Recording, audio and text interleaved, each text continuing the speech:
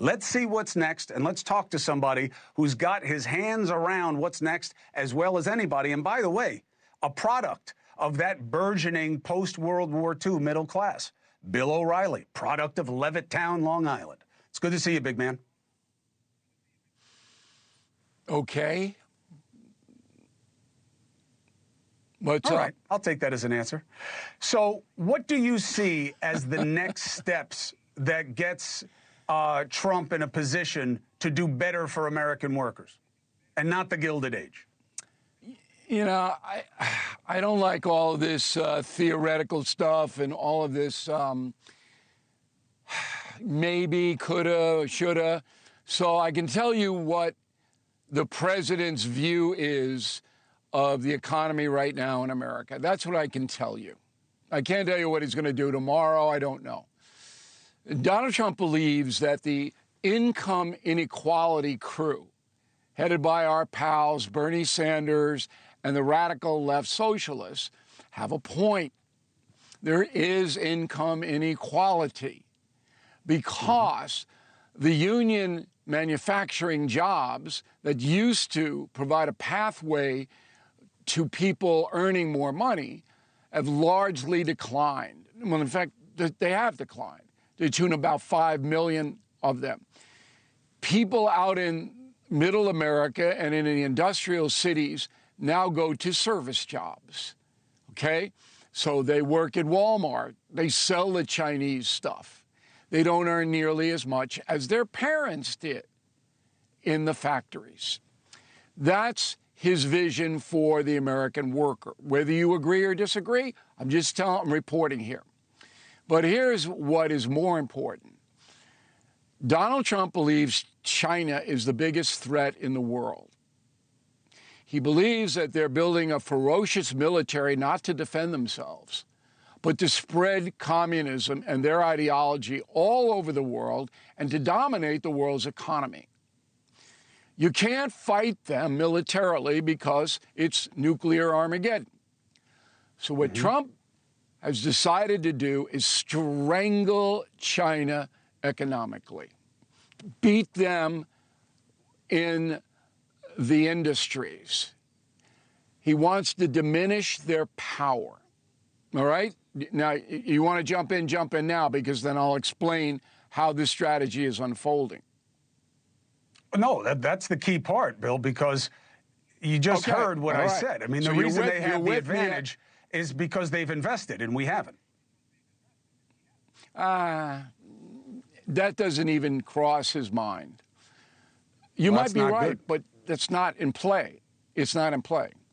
So what Trump has decided to do, and he decided this well before he was elected, is to shake up the world economy and charge an admission to sell your stuff in America, by far the most lucrative market in the world. That's a 10% tariff. Everybody's going to pay it. You want to get into Disneyland? Here it is. You got to pay 10. That's an admission fee. But the admission fee for China is going to be 1,000 times higher than everybody else in the world. China is going to pay until it stops the economic aggression. And the other reason is that $300 billion goes from the United States to China in dollars, Cuomo, not the yuan. Nobody wants that currency because the Chinese manipulate it. It's worth this on Tuesday, that on Thursday. Nobody wants it. Nobody's putting a yuan in their Swiss bank account. They're using the $300 billion trade surplus a year to fund their military machine, their war machine. That is ultra dangerous. Trump believes it. He's going to crush them economically, or at least bleed them until they come to the table and make better deals. There you go. But why would they come to the table? What's the theory? Because their economy is going to collapse without the U.S. market. China by far sells more of everything here than the rest of the world combined. Who's going to buy their stuff? Putin? Nobody wants rubles. Who's going to buy their stuff? No one. This is it here. You shut this market off for China, you got 1.5 billion people none of whom have any assets because that's communism. All right? They're living, you talk about living paycheck to paycheck, these people live in day to day. You shut those factories down over there, you can't sell your stuff, you got a hell of a problem. But why, I still don't understand why it comes to pass that we don't buy the stuff. There's a tariff involved that's really high. It makes the prices higher for stuff. We're not going to buy Chinese stuff at that level. Nope. But where are we going to get our stuff then? Nobody is. Get it from Mexico. We'll get it from Canada. Those countries are going to make deals with us. All right? We'll get it from Vietnam is the biggest door pounder right now. Did you know that?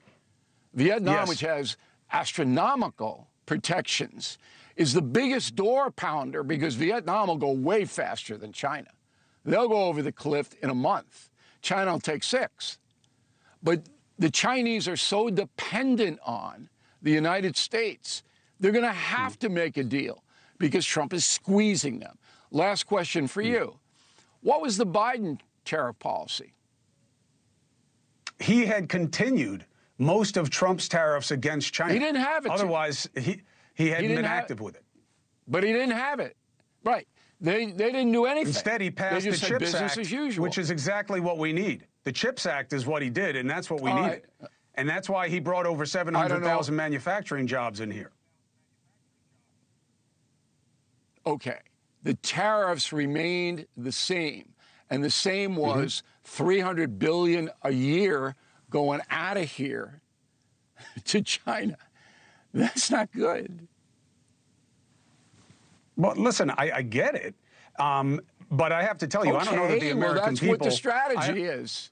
I know, I understand, but I tell you what people aren't going to like about this, a few things, but here's just one. I don't think the American people are going to buy, we need to build up our military to match China building that up. They, you know, fool me once, we did that with Russia.